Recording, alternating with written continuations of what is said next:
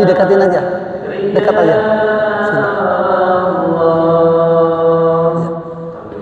Semoga dengan salawat, doa kita Allahumma sholli ala sayyidina Muhammad wa ala sayyidina Muhammad. Kita senantiasa mendapatkan syafaat ya Rasulullah SAW di dunia ini bahkan sampai di akhirat nanti. Amin. Segini. Baik, langsung saja kita persilakan bersama kepada Al-Mukarram Al-Ustaz Bapak Ustaz Yasir Al-Fatersi untuk menyampaikan takbir akbarnya dalam peringatan Isra Mi'raj dan Tahun Ramadan di Masjid An-Nur, Kompleks Bukit Permai dan sekitarnya. Pada Al-Mukarram kami masih. Bismillahirrahmanirrahim. Assalamualaikum warahmatullahi wabarakatuh.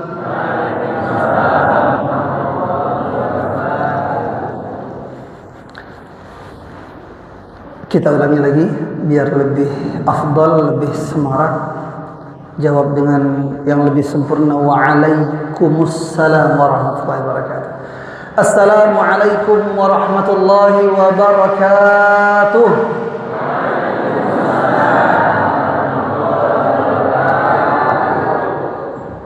Innal hamdalillah alladzi bi ni'matihi tatimmu shalihat. مجيب الدعوات رفيع الدرجات ورافع السماوات وهو الذي يقبل التوبة عن عباده ويعفو عن السيئات أشهد أن لا إله إلا الله وحده لا شريك له وأشهد أن محمدا عبده ورسوله لا نبي بعده اللهم صل وسلم وبارك على نبينا ورسولنا وإمامنا وقدوتنا وأسوتنا وحبيبنا المصطفى محمد صلى الله عليه وسلم وعلى آله وأزواجه وذرياته وأصحابه أجمعين والتابعين ومن تبعهم بإحسان إلى يوم الدين. أما بعد أوصي نفسي وإياكم بتقوى الله فقد فاز المتقون وقد أفلح المؤمنون. Jemaah kaum muslimin wal muslimat arsyadani wa iyyakumullah. Kita bersyukur kepada Allah Subhanahu wa taala pada kesempatan malam hari ini kita semua diberikan nikmat sama Allah. Nikmat yang paling mahal yang ada jualnya. Nikmat keimanan. Kalau nikmat iman ini ada jualnya, pastilah orang-orang yang paham akan membelinya.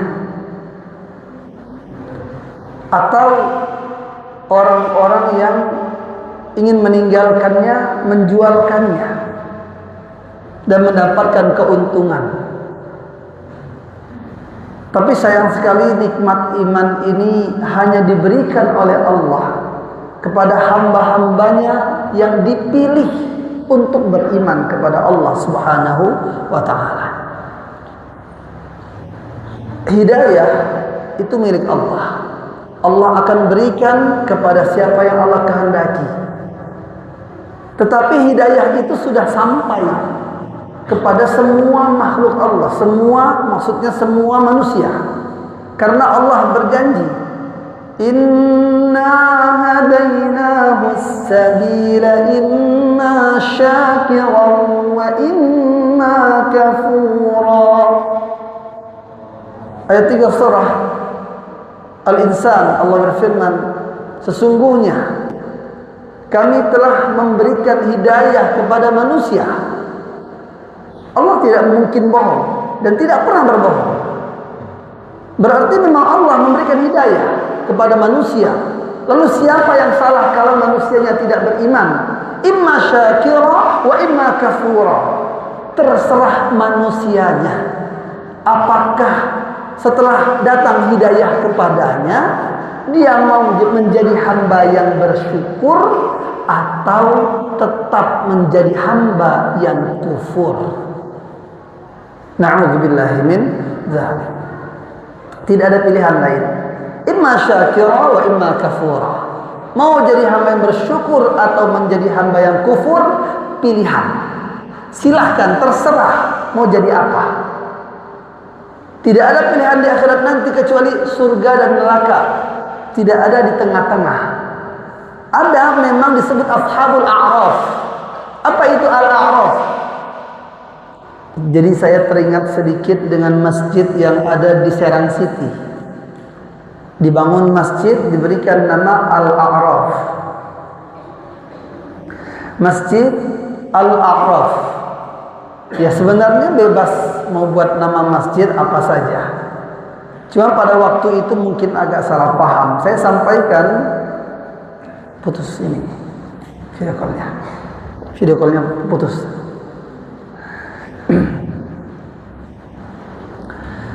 Saya sampaikan bahwa Al-A'raf itu maknanya seperti apa. Jadi pentingnya kita memahami makna agar tidak asal membuat nama. Kan begitu. Al-A'raf adalah sebuah tempat berupa tembok antara surga dan neraka itu. Nanti di sana ada orang-orang yang timbangan amalnya sama beratnya antara yang baik dengan yang buruk. Jadi timbangan amalnya ini sama beratnya dengan antara baik dan buruk. Sehingga belum dipastikan masuk surga atau masuk neraka. Disitulah mereka berada. Disebut ashabul a'raf, orang-orang yang akan berada di sana. Bisa melihat ke neraka, bisa melihat ke arah surga. Belum tahu masuk kemana ini. Sehingga orang-orang yang selamat adalah, dalam hadis disebutkan, mereka yang dirahmati Allah. Mungkin ada satu amal Allah suka dengan amalan tersebut. Jika tidak ada, dipastikan mereka masuk neraka jahanam. Na'udzubillahi min dzalik. Salah nggak saya sampaikan ini? Enggak. Memang itu kenyataannya. Saya pun tidak memaksa mereka ganti nama masjid, enggak. Hanya menceritakan saja. Tapi ada salah paham sehingga terjadilah sesuatu yang kurang baik. Ya sudahlah. Nah, kita pun nanti di hari kiamat belum tahu timbangan amal kita yang mana yang lebih berat. Apakah baiknya atau buruknya? Karena di antara kita nggak ada yang bisa memastikan itu. Sekarang siapa yang tahu timbangan amalnya baik dan buruk lebih berat mana? Ada nggak yang tahu? Nggak ada. Seyakin-yakinnya kita merasa banyak berbuat baik, belum tentu. Karena bisa jadi ada dosa yang tidak kita sadari, ternyata timbangannya berat sekali di hadapan Allah. Na'udzubillahi min dzalik. Salah satu dosa sepertinya ringan tapi berat adalah dosanya lisan manusia. Bahayanya lisan ini. Karena Rasul bercerita, orang ini membawa pahala banyak. Pahala sholat, banyak sholatnya. Pahala puasa, rajin puasanya. Baca Quran mungkin bahkan hafal dia Al-Quran. Dan amalan-amalan lainnya, banyak sekali amalnya. Seakan-akan dia pasti masuk surga menurut sebagian orang yang melihat dari amalannya. Tapi sayang, dia dipaksa masuk neraka jahanam, bukan terlentang tapi terlungkup. Itu dipaksa diseret kakinya, mukanya diseret. Kalau di atas aspal gitu kita bayangkan ya, mukanya di atas aspal, di atas hidungnya kata Rasul. Ya Allah, dipaksa masuk neraka. Apa kesalahan dia? Bukan syirik, dia tidak berbuat syirik. Amal dia bagus, amal dia banyak. Dia beriman, dia muslim. Illa hasaidu alsinatihim. Hanya gara-gara lisannya saja. Ya bagaimana tidak? Kadang-kadang ada orang mendapat berita setengah-setengah langsung disebarkan. Itu dosanya besar sekali. Kalau itu tidak benar, fitnah. Betul. Kalaupun itu benar, ghibah.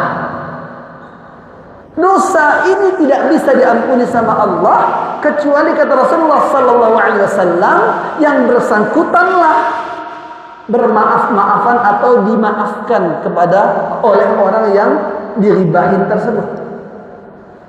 Allah tidak mau mengampuni dosa itu. Dosa lainnya, kalau amalnya antara kita dengan Allah, Allah mau mengampuni dosa apapun yang kita lakukan. Jadi dosa apapun yang kita lakukan, Allah mau mengampuni kita asal kita bertaubat kepada Allah. Jangan pernah kita bilang, Allah mungkin udah gak mau mengampuni dosa saya. Gak ada itu. Allah itu tidak pernah bosan mengampuni hambanya. Jangan pernah berputus asa. Jadi kalau kita berputus asa, kita rugi sendiri. Padahal Allah tidak sama sekali bosan mengampuni hamba-hambanya. Ada hadis panjang. Disebutkan bahwa kata Rasulullah SAW, inti dari hadis itu Allah hanya bilang, ada hambaku, dia kenal kepadaku, dia kenal aku, kata Allah. Siapa? Allah. Allah Al-Ghafur, Allah Maha Pengampun. Karena Allah Maha Pengampun, maka dia berbuat dosa lalu teringat lagi sama Allah, dia minta ampun lagi. Dia berbuat dosa, minta ampun lagi. Dia berbuat dosa, minta ampun lagi. Tapi Allah bilang apa? Aku selalu mengampuni dosa-dosanya sampai dia sendiri yang bosan dan malu kepada Allah bermaksiat, atau dia bosan bertaubat kepada Allah. Na'udzubillahi min dzalik. Tapi Allah tidak, Allah berjanji. Makanya dalam hadis ada dalam hadis Arba'in An-Nawawiyah ada 42 hadis di dalamnya kitab tersebut. Nah, dalam kitab tersebut disebutkan di akhir hadis yang paling terakhir. Hadis yang paling terakhir ini Allah memanggil hambanya. Ya ibadi, ya bani Adam, wahai anak Adam. Innaka ma da'awtani wa rajawtani ghafartu laka ala ma kana minka wa la ubali. Wahai anak Adam, sesungguhnya engkau selama terus-menerus minta ampunan kepadaku, selama engkau terus-menerus berharapnya hanya kepadaku, kata Allah. Jadi tidak berharap kepada selain Allah, kepada makhluk, tidak. Hanya di hatinya ada harapan kepada Allah. Berdoanya hanya minta sama Allah, minta ampunan hanya sama Allah.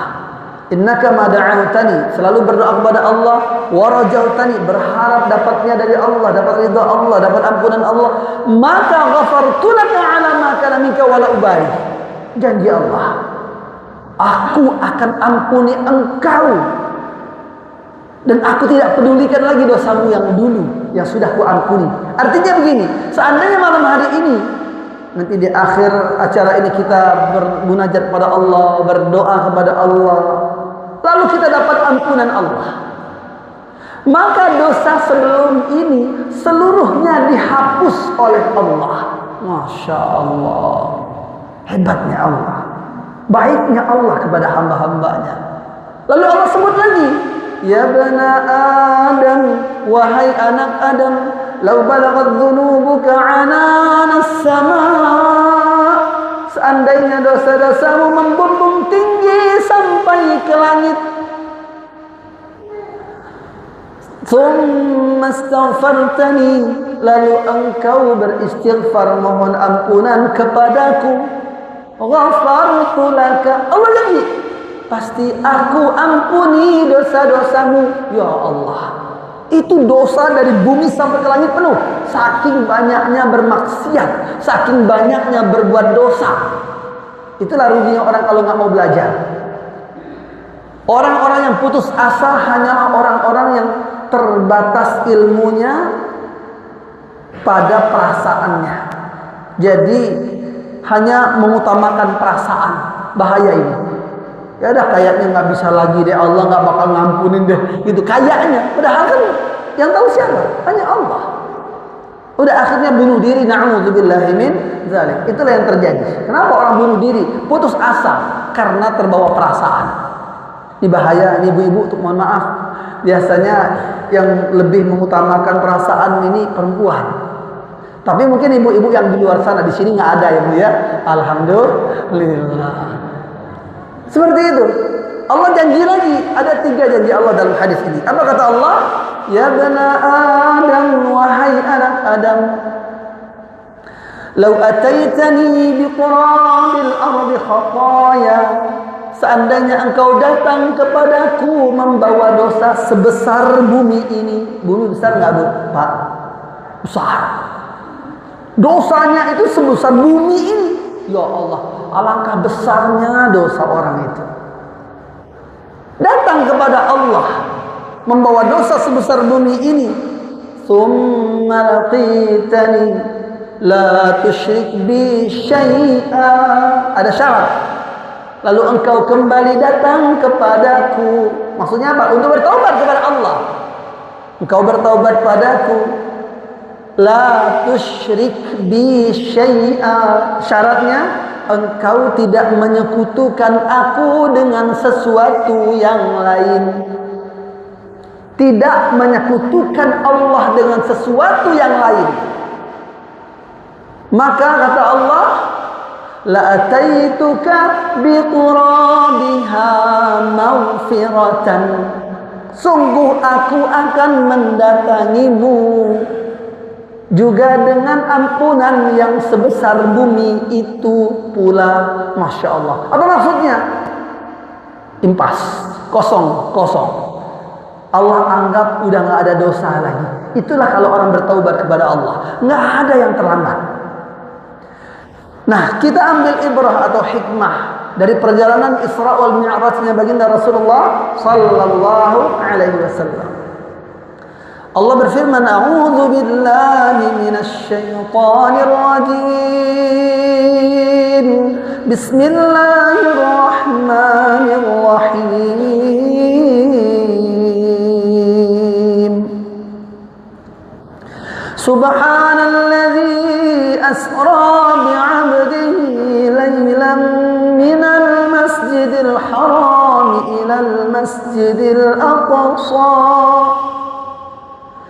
من المسجد الحرام إلى المسجد الأقصى الذي باركنا حوله لنريه من آياتنا إنه هو السميع البصير.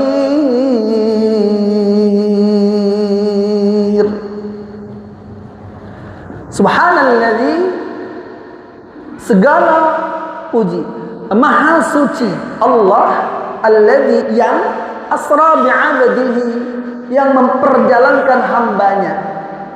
Disebutkan dalam ayat ini bi'abdihi, kata para ulama, benar-benar hamba Allah, yaitu Nabi Muhammad sallallahu alaihi wasallam, ruhuhu wa jasaduhu, ruh dan jasad beliau. Bukan Allah mengatakan biruhihi. Tidaklah perjalanan ini hanya ruhnya saja, jasadnya tinggal di bumi. Tidak. Jadi bukan mimpi Rasulullah itu. Perjalanan Isra wal Mi'raj benar-benar ruhuhu wa jasaduhu. Ruh dan jasadnya bersama-sama benar-benar diperjalankan pada malam hari. Lailan, pada malam hari, minal masjidil haram ilal masjidil aqsa, kepada Masjidil Aqsa. Lalu Mi'raj dari Masjidil Aqsa ke langit. Lalu dapat tugas. Intinya adalah salat. Yang total awalnya 50 waktu sholat. Kira-kira Bapak Ibu, seandainya ada kewajiban 50 waktu sholat tidak dikurangi, sebanyak itu aja sehari semalam, Bapak Ibu sanggup enggak? Jujur aja, enggak. Iya kan? Udah diskon 50%, misalnya sisa 25, sanggup enggak? Enggak. Saya pun bilang enggak mungkin sanggup. Akhirnya apa? Setiap bertemu Nabi Musa alaihissalam, karena di setiap langit ada nabi, termasuk Nabi Musa. Nabi Musa, Allah subhanahu wa ta'ala menempatkan beliau di langit ke-6. Ayat ke-7 ada Nabi Ibrahim alaihissalam. Nabi Musa protes kepada Nabi Muhammad SAW ketika Nabi Muhammad menerima kewajiban salat yang tadinya 50 waktu tersebut. Apa kata Nabi Musa? Umatmu terlalu lemah wahai Muhammad. Gak mungkin mampu melaksanakan ibadah sebanyak itu sehari semalam. Minta keringanan kepada Allah, karena Allah Maha Pemberi keringanan. Akhirnya Allah pun memberikan keringanan, dan setiap ketemu Nabi Musa alaihissalam selalu protes, lalu minta keringanan kepada Allah, diberi keringanan, dikurangi 5 waktu sholat. Akhirnya sisanya lah yang 5 waktu sholat. Kira-kira Nabi Musa alaihissalam masih protes nggak, Bapak Ibu? Masih nggak? Enggak. Kata siapa? Ternyata setelah 5 waktu sholat yang tersisa, Nabi Musa nanya, berapa sekarang sisanya? Dikurangi sama Allah, dikasih keringanan sama Allah. Nabi Muhammad bilang 5 waktu sholat. Dengan bangganya Nabi Muhammad mengatakan 5 waktu sholat. Dikira Nabi Muhammad udah terlalu sedikit. Dikiranya nggak protes mungkin Nabi Musa. Tapi Nabi Musa bilang apa? Beliau bilang, umatmu masih terlalu lemah, nggak sanggup melaksanakan 5 waktu sholat. Minta lagi keringanan. La ilaha illallah. Ya Allah ya Rabb. Terbukti nggak banyak orang meninggalkan 5 waktu sholat? Banyak. Ada yang sholatnya cuma 1 kali sehari, maghrib. Ada loh, maghrib sholat, yang lainnya dianggapnya nggak wajib karena maghrib itu rame di masjid katanya. Ya Allah, ada loh. Setelah kita jelaskan, enggak, 5 waktu itu wajib semuanya. Tapi kenapa Pak Ustadz ramenya maghrib aja? Dikiranya yang wajib itu maghrib. Enggak, maghrib itu rame karena orang pulang kerja. Yang tadinya kerja, subuh mungkin berangkatnya sebelum subuh. Subuhnya di tempat pekerjaan atau di perjalanan. Nggak ada di masjid. Zuhur masih tempat kerja. Asar di tempat kerja. Nah, karena sudah pulang sebelum maghrib ramai. Nah, inilah karena ada orang menganggap nggak wajib 5 waktu sholat berjamaah di masjid. Padahal wajibnya itu ya 5 waktu berjamaah di masjid manapun. Bahkan diberikan oleh Allah Subhanahu wa taala jaminan keselamatan di hari kiamat. Apa kata Rasulullah? Sab'atun yudhilluhumullahu fi dhillihi yawma la dhilla illa dhilluh. Ada 7 golongan. 7 golongan ini dijamin mendapat pertolongan Allah. Di saat orang-orang lain khawatir tidak selamat pada waktu itu. Kapan? Di hari kiamat nanti di padang mahsyar. Namun yang masuk 7 golongan sudah tenang hati mereka. Mereka tenang sekali hati mereka, Masya Allah. Mereka bilang apa? Mereka menunggu rahmat Allah, pengen cepat masuk surga. Ini 7 golongan karena sudah ada jaminan selamatlah mereka saat itu. Saat itu tidak ada yang bisa selamat kecuali siapa yang diselamatkan oleh Allah Subhanahu wa ta'ala. Maka 7 golongan inilah yang selamat. Yang pertama, imamun adil. Seorang pemimpin yang adil. Siapapun menjadi pemimpin dan dia adil. Baik itu pemimpin negara, presiden, atau gubernur provinsi, atau apalagi di bawah gubernur ada bupati. Ya betul, bupati atau wali kota, ataupun kecamatan, camat, jadi camat, atau jadi Pak Lurah, Pak RT, Pak RW. Pak RW, Pak RT, kepala desa, ini semuanya adalah pemimpin, termasuk ketua DKM. Iya, ketua DKM masuk, dan termasuk kita semua pemimpin rumah tangga. Siapa, laki-laki atau perempuan, ibu apa bapak? Bapak. Alhamdulillah sadar ibu-ibu. Yang namanya dipimpin ibu-ibu, ya bapaknya mimpin, kewajibannya cuma satu, taat. Betul nggak? Betul. Sama, kita kepada Allah itu cuma kewajiban kita apa? Sami'na wa ata'na. Setelah kita mendengar adanya perintah-perintah Allah, kewajiban-kewajiban, tinggal kita wa ata'na, kita mentaati saja. Nah, ini semua pemimpin, kalau dia berbuat adil hanya karena takut kepada Allah, selamat di hari kiamat nanti. Pemimpin rumah tangga lah, itu bisa saja tidak adil. Dikasih anak, misal dikasih anak sama Allah, ada laki-laki, ada perempuan, entah 2, 4, 5, 6, 8, 10, macam-macam. Ada yang sampai 20-an anaknya satu orang. Iya, saya punya teman, bukan teman, ada jemaah yang anaknya Masya Allah belasan. Ada lagi yang di TV pada waktu itu di Trans 7 saya nonton, itu asli, itu beneran diwawancarai ibu tersebut. Beliau baru saja melahirkan anak ke-21, sedang hamil lagi. Nggak lama hamil lagi, nggak lama hamil lagi, hamil ke-22. Allahu Akbar. Saya nggak tahu sekarang berapa anaknya, 30 kali. Masya Allah, ada loh. Nah, sekarang tinggal pemimpin rumah tangga sebagai seorang bapak. Ini jadi pemimpin, ibu pun jadi pemimpin bagi anak-anak, kata Rasul. Kalau bapak pemimpin buat istri dan anak-anak, ibu pemimpin buat anak-anak aja.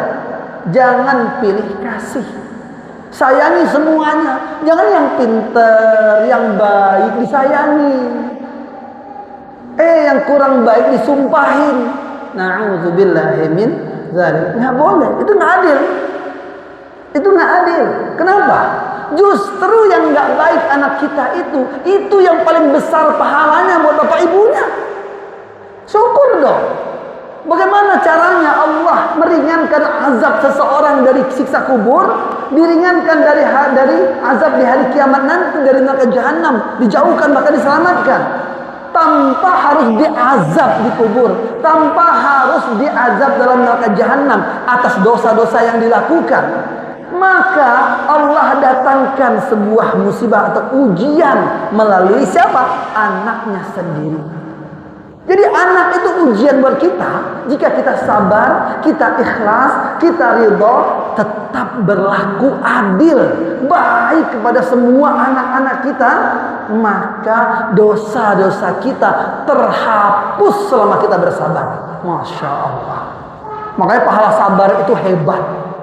Itu adalah pahala yang tidak bisa ditimbang, kata Rasulullah, dalam al-mizan nanti di hari kiamat. Ya Allah ya Rabb, keren ya. Nanti saya sampaikan insyaallah. Yang kedua, pemimpin yang adil. Yang kedua, syabun nasya fi ibadatillah. Anak-anak muda, orang yang masih muda, masih segar, masih sehat. Saya lihat ini segar semua, sehat semua, masih muda semua. Insya Allah, alhamdulillah. Ya, muda versi masing-masing aja. Yang jelas masih sehat, masih seger. Lah kalau kita bandingkan dengan orang zaman dulu, kita paling muda. Ada 200-300 tahun umur orang dulu, ya kan? Di sini 100 aja belum nyampe, masih muda banget. Iya kan, Pak? Nah, yang sehat, segar, bugar. Ada para ulama mengatakan tidak harus umur yang dilihat, tapi selama masa sehatnya, segar bugarnya, dia gunakan nasya fi ibadatillah, untuk ibadah kepada Allah sampai dia lemah, sampai di kursi roda, sampai nggak bisa lagi sholat berdiri. Maka waktu dia sehat, segar, bugar, itulah menjadi jaminan dia. Karena digunakan untuk ibadah, Allah panggil, wahai yang dulu masih segar-segar, masih sehat, masih muda-muda, ibadah kepadaku, kata Allah, kalian selamat. Ya Allah ya Rabb. Yang ketiga, rajulun mu'allaqun qalbuhu bil masajid. Disebutkan rajulun, laki-laki. Laki-laki yang mana terpaut hatinya pada masjid-masjid rumah Allah. Apa maksud hadis ini? Kata Rasulullah SAW, maksudnya adalah, kata para ulama menjelaskan juga, maksud hadis tersebut orang yang tidak mau sholat fardunya kecuali di masjid. Orang yang tidak mau sholat fardu kecuali di masjid. Karena hatinya sudah terpaut pada masjid. Rasanya rugi banget. Telat pun dia ke masjid. Saking hatinya terpaut pada masjid rumah Allah. Maka ibu-ibu yang punya suami, maka ingatkan, tolong ingatkan suaminya untuk berangkat ke masjid, sholat berjamaah. Telat sekalipun nggak apa-apa bu, biarkan suami berangkat ke masjid walaupun terlambat, nggak apa-apa. Yang penting di masjid. Ini rumah Allah, ada absennya itu. Biar suami, ibu-ibu, para laki-laki kita semua, bapak-bapak, nggak absen. Dicatat malaikat, mana si fulan? Oh, nggak ada ini. Ternyata dia terlambat, nggak apa-apa, masih dicatat. Insya Allah. Karena pahalanya berbeda. Setiap langkah kita itu ada dua keutamaan yang paling mendasar. Akan menghapus dosa dan mengangkat derajat. Makanya dianjurkan jalan kaki ke rumah Allah. Setiap langkah kita ada keutamaannya, menghapus dosa dan mengangkat derajat. Masya Allah. Sampai-sampai ada para sahabat, mohon maaf, ini contohnya. Sahabat ini dari rumahnya ke masjid jalannya begini, kayak penguin. Kenapa? Karena jarak rumah dia dengan masjid dekat. Langkahnya dikit kalau gede-gede. Maka dia kecil-kecil aja langkahnya, kayak penguin begini. Sahabat yang lain nanya, wahai saudaraku, wahai saudaraku, kenapa engkau berjalan seperti itu? Sampai heran yang lain. Ditanya, kenapa engkau berjalan seperti itu? Sahabat ini bilang, bukankah kata Rasulullah, setiap langkah itu dapat menghapus dosa, serta langkah lainnya mengangkat derajat. Lah, aku rumah terdekat, dikit dapatnya katanya. Nah, dengan begini banyak dapatnya. Masya Allah. Nah, itu luar biasa keutamaan sholat berjamaah di masjid. Apakah ibu-ibu tidak? Atau ibu-ibu dilarang? Boleh. Cuman tidak wajib. Wanita boleh sholat di masjid, tapi tidak wajib. Jadi bukan nggak boleh, nggak wajib. Artinya jangan merasa berdosa kalau nggak di masjid. Lalu bagaimana pahala wanita sholat di rumah? Jangan diremehkan. Itu luar biasa pahala yang sholat di rumahnya, bahkan di kamarnya. Rasulullah SAW pernah mengatakan, seperti pahala sholat di masjidku, Masjid Nabawi. Berapa pahalanya? 1000 kali lipat. Masya Allah. Ibu-ibu berjamaah di masjid sama kayak bapak-bapak. Bapak-bapak dapat 27 kali lipat. Bahkan hadisnya ada dua-duanya sahih. Satunya 25 derajat, satunya 27 derajat. Bingung nggak kalau kita nggak belajar? Ya kan? Yang benar mana? Benar semua. Sahih nggak hadis dua-duanya? Dua-duanya sahih. Bingung nggak? Kalau nggak dijelaskan para ulama, bingung kita. Para ulama lah yang menjelaskannya. Apa kata para ulama? 27 derajat adalah untuk sholat fardu berjamaah isya dan subuh. 25 derajat sisanya, yaitu zuhur, asar, dan maghrib. Loh, kok bisa? Karena subuh dan isya itulah sholat fardu yang paling berat dilakukan oleh orang munafik. Jadi orang yang selalu berjamaah di masjid isya dan subuhnya, selamatlah dari kategori munafik. Siapa yang berjamaah di masjid sholat isya-nya, kata Rasulullah SAW, berjamaah juga subuhnya. di masjid, Masya Allah, Allah akan catatkan untuknya bagaikan sholat semalam suntuk, walaupun dia tidak sempat bangun sholat tahajud. Masya Allah. Sholat tahajud dibanding sunnah yang lain tertinggi nilainya. Afdalus salati ba'dal faridah salatul lail. Salat yang paling afdal, paling utama setelah salat fardu kata Rasulullah SAW yang 5 waktu adalah salatul lail, salat malam, salat tahajud. Membiasakannya mulai dari yang sedikit dulu, boleh 2 tahajud, 1 witir. Setiap malam rutin, bagus. Oh, takut nggak bangun tengah malam sebelum tidur, boleh. Tetap namanya salatul lail, seperti salat tarawih. Salat tarawih kan kita nggak tidur dulu, betul nggak? Itu salat malam. Kenapa disebut tahajud? Ada salat malam. Salat tahajud bagian dari salat malam, tapi yang paling afdolnya, yang kelas premiumnya itu ya tahajud. Itu VIP-nya tuh, VVIP-nya itu. Nah, yang ekonomis itu salatul lail, salat malam yang belum tidur. Kenapa? Ya berat. Tidur, bangun, sholat lebih berat dibanding langsung, ya kan? Makanya pahalanya lebih besar sholat tahajud. Sekalipun tahajud adalah bagian dari sholat malam juga. Jadi sebutannya sama, sholatul lail, sholat malam. Nah, bedanya cuman kalau disebut tahajud kalau sudah bangun dari tidur. Walaupun sebentar, tidur sebentar boleh Bapak Ibu. Istirahat sebentar. Caranya suami tidur dulu, misalnya istri berjaga setengah jam kemudian dibangunin suaminya karena pengen tahajud, boleh setengah jam, sah. Nah masalahnya kalau tidur bareng-bareng takutnya nggak bangun, berarti nggak tahajud.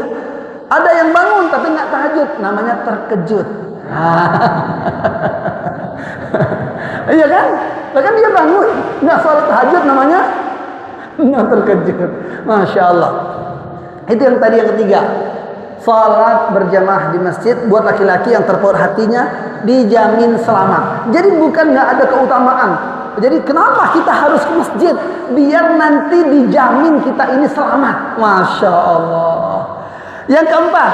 Nah, yang keempat, rajulani tahabba fillah ijtama'a alaihi wa tafarraqa alaihi. Ini adalah orang yang saling mencintai, menyayangi sesama muslim. Bersahabat. Orang yang bersahabat karena Allah. Bukan karena jabatannya dekat-dekat dia. Habis jabatannya jauh. Bukan. Tapi dia ingin bersahabat, saling mengingatkan. Kalau jauh saling mendoakan. Orang yang seperti ini bersahabat. Kalau dari jauh mengingatkan, udah ngaji belum hari ini, gimana salat fardunya, Masya Allah. Kalau dekat, saling berlomba-lomba dalam kebaikan, Masya Allah. Maka di hari kiamat nanti ada panggilan. Bahkan disebutkan dalam hadis, akan ada suara Allah dia dengar, Masya Allah. Pasti kita penasaran suara Allah kayak mana ya. Tapi hadisnya sahih ini. Dikatakan, disebut, dipanggil. Ainal mutahabbuna bi jalali. Al-yawma dhilluhum yawma la dhilla illa dhilli, kata Allah. Siapa? Mana? Orang-orang yang saling mencintai karena aku. Hari ini kata Allah, aku akan lindungi orang-orang yang saling mencintai karena aku itu saat tidak ada lagi perlindungan kecuali dariku. Masya Allah. Nah itu kalau kita mau cari teman, carilah teman yang nanti bakal ngingetin kita. Nah suami istri, nah ya udah ini jadi teman setia ini, saling mengingatkan. Suami mengingatkan istri, istri mengingatkan suami, kan begitu. Insya Allah termasuk yang dipanggil sama Allah Subhanahu Wa Taala di hari kiamat nanti, orang yang saling mencintai karena Allah. Amin ya rabbal alamin. Kemudian yang kelima, ini yang kelima ujiannya Nabi Yusuf alaihissalam buat laki-laki lagi. Rajulun da'athu imra'atun dhatu mansibin wa jamal, faqala inni akhafullah. Wah ini kalau nggak kuat-kuat iman repot. Buat laki-laki yang dipanggil, diajak oleh wanita yang cantik, disebutkan hadis ini dhatu mansibin wa jamal. Wanita ini bermartabat, bahkan dia punya kedudukan. Dan dia cantik, udah punya kedudukan, cantik lagi. Masuk kamar, dikuncinya kamar, bapak-bapak ada di dalam itu, nggak ada CCTV. Gimana tuh Pak? Istrinya tahu, tenang aja. Kata perempuan ini, CCTV nggak ada. Nggak ada yang ngerekam, nggak ada yang tahu. Tapi Allah tahu. Ini tinggal iman lagi tuh, tinggal iman aja itu. Cantik kata Rasul, kenapa? Karena kalau nggak cantik mungkin bapak-bapak nggak nafsu. Iya kan? Bisa jadi, iya nggak? Karena nggak cantik, wah kuat iman kayaknya. Bukan kuat Pak, nggak nafsu ngeliatnya. Tapi kalau cantik belum tentu. Yang tadinya iman kuat banget, niatnya mau nolak, ya Allah, godaan setan itu dahsyat. Kata setan, udah kamu nggak usah berzina, cuel-cuel dikit lah, mumpung nggak ada yang lihat tuh. Kalau udah senggol-senggolan, kata setan, kurang dalam, akan bahaya. Lama-lama, na'udzubillah sampai berzina, na'udzubillah min zalik. Beneran bisa terjadi gitu loh. Bisikan setan tuh halus. Ya kayak setan godain kita kalau mau tahajud. Itu setan godain nggak? Pasti godain. Nggak mungkin nggak. Waktu kita bangun malam Bapak Ibu, padahal itu bangun malam istimewa, hanya orang yang dipanggil sama Allah, yang diundang untuk bersujud kepada Allah. Di saat orang lain tidak bersujud malah tertidur. Itu undangan. Para ulama menjelaskan itu undangan khusus. Masya Allah. Nah, di sini mudah-mudahan kita undangan semuanya insya Allah. Amin ya rabbal alamin. Maka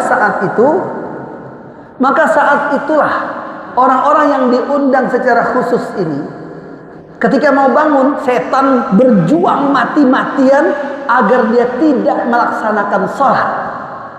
Apa kata setan bisikannya kepada manusia, kepada orang beriman yang mau tahajud? Kamu mau tidur baru dikit, nanti kamu sakit, jangan terlalu cepat bangunnya. Kan waktu tahajud masih panjang. Udah pasang alarm lagi, pasang lagi alarmnya 10 menit kemudian. Kemudian bunyi lagi 10 menit kemudian. Apa yang terjadi? Ya kan? Pas bangun, atau katakanlah sudah jam 3:30, tadinya bangun jam 2:30, terus jam 3, terus jam 3:30. Kata setan, masih kepagian. Akhirnya terus sampai jam 4. Apa kata setan? Kan jam 4 udah makin subuh nih. Udahlah nggak soalin, tahajud mah sunnah. Ngerti juga dia sunnah, nggak wajib. Nah, sampai akhirnya apa? Ketiduranlah kita, lewatlah subuh pun. Jangankan tahajud, subuh pun lewat. Ketika bangun kita curiga juga, lihat jendela, kok bukannya gelap tapi terang. Rupanya azannya azan zuhur. Na'udzubillah. Itu sukses banyak itu setan, na'udzubillah. Nah, Bapak Ibu yang dimuliakan Allah Subhanahu wa taala. Jadi yang kelima, laki-laki yang selamat dari perempuan yang menggodanya yang cantik bermartabat karena dia takut kepada Allah, di hari kiamat dijamin selamat. Masya Allah. Yang keenam siapa? Yang keenam adalah disebutkan dalam hadis, rajulun tasaddaqa bi sadaqatin fa akhfa hatta la ta'lama shimalu ma tunfiqu yaminuhu. Laki-laki yang selalu berinfak bersedekah tapi disembunyikan, dirahasiakan. Jadi kalau mau sedekah itu yang paling bagus, rahasiakan, jangan ada yang tahu. Wah, transfer ke rekening itu juga rahasia sebenarnya. Yang tahu mungkin yang di KM aja tuh yang ngecek. Namanya keluar di situ kan. Atau pakai rekening anak atau yang lainnya, bisa aja. Sedekah diam-diam yang paling utama, yang pastinya. Jangan juga mentang-mentang sudah diam-diam, nanti update status. Alhamdulillah tadi malam sudah sedekah diam-diam, nggak ada yang tahu. Ya ini nggak diam-diam namanya. Masya Allah. Sekarang ada orang yang sedekah semangat, kalau di syuting, nggak di syuting nggak sedekah. Astagfirullahaladzim. Na'udzubillahi min dzalik. Oke, yang terakhir. Nah ini nih, kita bisa lakukan dimanapun, biar kita dapat jaminan selamat di hadapan Allah. Apa itu? Yang ketujuh. Rajulun dzakarallaha khaliyan fafadat 'ainah. Seorang yang mendekatkan diri pada Allah karena rasa takut dia kepada Allah, dia menyendiri, nggak ada yang tahu. mungkin di kamarnya, di musala, di masjid, digelapin, dia sendiri aja. Saat itulah fafadat aina, menangis dia, menitis air matanya dikarenakan ada rasa takut kepada Allah Subhanahu wa taala. Dalam hadis yang lain kata Rasulullah SAW, orang yang menangis. Nah, hadis ini umum. Kalaupun kita mungkin nggak ada waktu atau nggak sempat sendirian berzikir, bermunajat kepada Allah sampai menangis, setidaknya berdoa, bermunajat sampai menangis kapanpun, dimanapun. Kenapa? Karena kata Rasul, yang ada rasa takut kepada Allah sampai menitis air matanya karena dia takut akan murkanya Allah. Allah haramkan, haramallahu jasadahu 'alan nar. Allah akan haramkan jasadnya tersentuh neraka jahanam. Ya Allah ya Rabb. Maka Bapak Ibu yang dimuliakan Allah Subhanahu wa taala, apa yang saya sampaikan ini insyaallah sangat bermanfaat buat kita semua. Mungkin kita tidak akan buka sesi tanya jawab karena bukan pengajian bulanan. Tapi kita gunakan sisa waktu ini untuk bermunajat kepada Allah Subhanahu wa taala. Apalagi sebentar lagi Ramadan. Sebentar lagi kita akan datang bulan yang sangat dimuliakan Allah, bulan istimewa. Bulan pengampunan.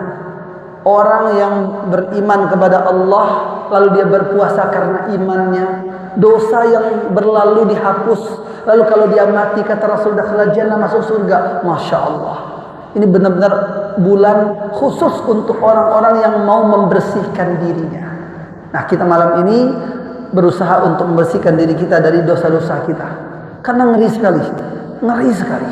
Allah berfirman, ayat terakhir ayat 40 surah An-Naba, a'udzubillahi minasyaitonir rajim.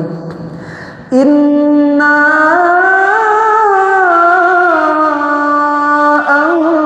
anzarnakum 'adzaban qariban yawma yanzurul mar'u ma qaddamat yadahu yawma yanzurul mar'u ma qaddamat yadahu wa yaqulul kafiru ya laitani kuntu turaba.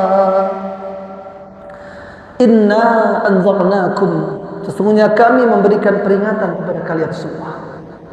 Azaban qariba, adanya azab yang sangat dekat. Pada hari itu nanti kata Allah, manusia-manusia yang akan diazab melihat hasil perbuatan tangannya. Dosa-dosanya diperlihatkan sama Allah. Lalu mereka berkata, ya laitani kuntu turaba. Oh, seandainya dulu mendingan aku jadi debu saja biar tidak mendapat azab dari Allah Subhanahu wa taala. Nah, mudah-mudahan kita termasuk orang yang diselamatkan Allah Azza wa Jalla. Amin ya rabbal alamin. Mari Bapak Ibu semuanya, saya mengajak untuk semua kita bermunajat, berdoa, bermuhasabah pada malam hari ini. Mudah-mudahan kita keluar dari masjid ini insyaallah, keluar dari masjid ini seperti bayi yang baru dilahirkan, terhapus semua dosa-dosa kita. Kita awali dulu dengan istighfar kepada Allah Subhanahu wa taala. Astaghfirullahal azim. Alladzi la ilaha illa huwal hayyul qayyum wa atubu ilaih. Astaghfirullahal azim. Alladzi la ilaha illa huwal hayyul qayyum wa atubu ilaih. Astaghfirullahal azim. Alladzi la ilaha illa huwal hayyul qayyum wa atubu ilaih. Mari angkat kedua telapak tangan kita berdoa. Alhamdulillahi Rabbil Alamin. Hamdan na'imin, hamdan syakirin, hamdan yuwafi ni'amahu wa yukafi'u mazidah. Ya Rabbana lakal hamdu kama yanbaghi لجلال وجهك الكريم وعظيم سلطانك. اللهم صل وسلم على نبينا محمد وعلى آله وصحبه أجمعين. اللهم اغفر لنا وللمؤمنين والمؤمنات وللمسلمين والمسلمات والأحياء منهم والأموات إنك سميع قريب مجيب الدعوات ويا قاضي الحاجات. اللهم اغفر لنا ذنوبنا ولوالدينا وارحمهم كما ربونا صغارا. Ya Allah, ya Rahman, ya Rahim, ya Ghafur, malam ini kami berserah diri kepadamu, ya Allah. Kami datang menghadapmu dengan membawa banyak sekali dosa-dosa dan kesalahan yang kami lakukan. Dosa yang kami ketahui atau yang tidak kami ketahui, maksiat yang kami lakukan secara terang-terangan ataupun tersembunyi, ya Allah. Engkau tahu buruknya kami, Engkau tahu aib-aib kami, Engkau tahu kelemahan kami, ya Allah. Engkau pun tahu masalah-masalah kami. Kami pun sadar, ya Allah, sesungguhnya masalah-masalah yang kami hadapi saat ini adalah karena dosa-dosa kami yang terlalu banyak selama ini. Maka ampuni dosa-dosa kami, ya Allah. Terimalah taubat kami dan jadikan taubat ini sebagai taubatan nasuha yang Kau ridai, ya Allah. Ya Allah, wafatkan kami semua dalam keadaan husnul khatimah. Wafatkan kami dengan kalimat terakhir di lisan kami, la ilaha illallah. Perkenankan kami melafalkan kalimat la ilaha illallah sebagai kalimat terakhir kami dalam hidup ini, ya Allah. Ya Allah, ampuni pula dosa ibu dan ayah kami. Ibu yang telah mengandung kami berbulan-bulan lamanya. Ibu yang telah melahirkan kami susah payah hampir mengorbankan nyawa. Ibu yang telah merawat kami, menyusui kami, membesarkan kami dengan kasih sayangnya. Begitu pula ayah kami pontang-panting ke sana kemari mencari nafkah untuk mencukupkan hidup kami, ya Allah. Ampuni dosa kedua orang tua kami. Sayangi orang tua kami, ibu dan ayah kami, ya Allah. Sebagaimana mereka telah mendidik kami dengan kasih sayangnya saat kami masih kecil. Ya Allah, ampuni dosa-dosa kami. Dosa yang kami lakukan kepada kedua orang tua kami, kepada saudara-saudari kami, dan kepada siapapun, ya Allah. Berikan petunjuk kepada kami semua, ya Allah. Jadikan orang yang pernah kami berbuat dosa kepadanya mau memaafkan kami, ya Allah. Ya Allah, ampuni dosa anak-anak kami, ya Allah. Mungkin kami tidak tahu apa yang sudah diperbuat anak-anak kami, maka bimbing anak-anak kami ke jalan yang lurus. Jadikan anak-anak kami anak-anak yang soleh dan solehah, ya Allah. Anak-anak yang berbakti kepada kedua orang tuanya.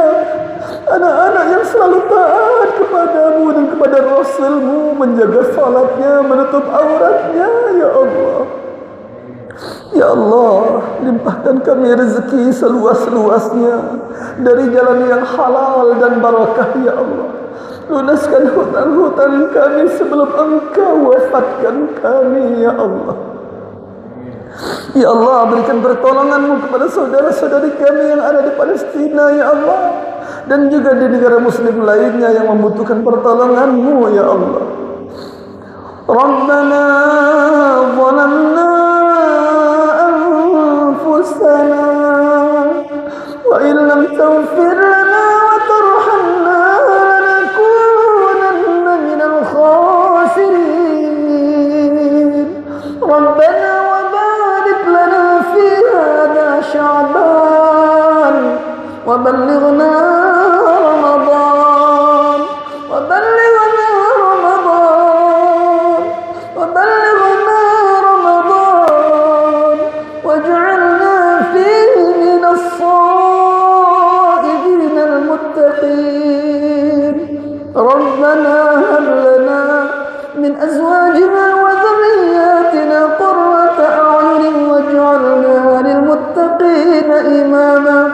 ربنا هب لنا من الصالحين ربنا آتنا في الدنيا حسنة وفي الآخرة حسنة وقنا عذاب النار سبحان ربك رب العزة عما يصفون وسلام على المرسلين والحمد لله رب العالمين.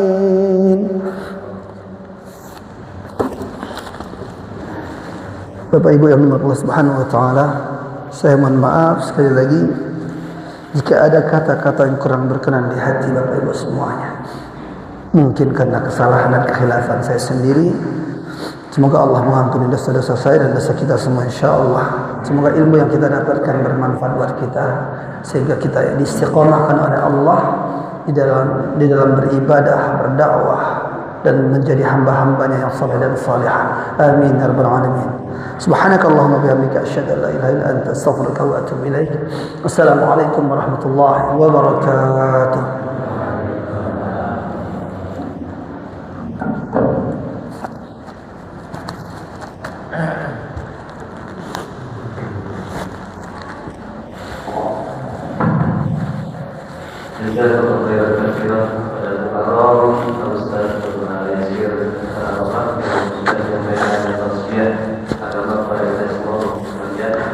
Semoga dari 7 golongan tadi yang mendapatkan syafaat itu kita termasuk di Amin ya Allah.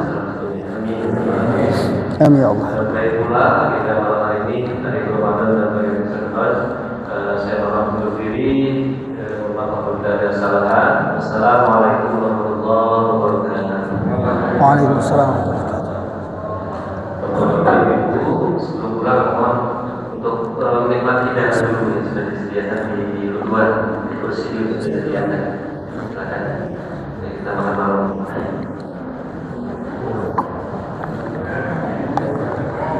Makan malam apa makan nasi? Makan nasi. Malam dimakan habis nanti malamnya. Oh, siap. Barakallah. Nanti saya download nanti. Dia bisa diunduh nanti insyaallah. Ya teman-teman semua kasih banyak. Barakallahu fikum jazakumullah khairan masyaallah. Yang belum follow dulu biar nanti bisa ikut acara-acara. Siap. Sambil aja dulu. Iya, siap. Yang belum follow bisa follow dulu. Ya kita tutup dulu live. Dari Jogja tadi minta. Ya siap, Pak Eka kan? Pak JK. Kemarin baru umroh kan beliau? Baru pulang umroh beliau itu? Iya. Ya, kita tutup dulu ya teman-teman. Iya, saya ke Jogja. Iya ya. Saya nggak ingat kalau beli di Jogja ya. Iya, tadi tak ceritain kok nggak ngomong kok. Iya ya. Iya, beliau kan di Jogja ya. Iya. Nanti saya kabarin nanti lain kali insyaallah. Nah, kadang-kadang gini, kan nama beliau di HP saya tertulisnya Keramat Batu, Serang Banten. Nanti saya ganti Jogja deh biar karena saya kalau kemana saya nyari di kontak, saya ke Jogja, cari Jogja. Nah, itu orang yang saya hubungin. Kemarin nggak muncul Pak Eka di situ. Pak JK namanya orang Banten soalnya. Masya Allah. Ya, makasih banyak teman-teman semuanya. Barakallahu fikum. Masya Allah. Ustaz, jangan dulu Ustaz. Siap.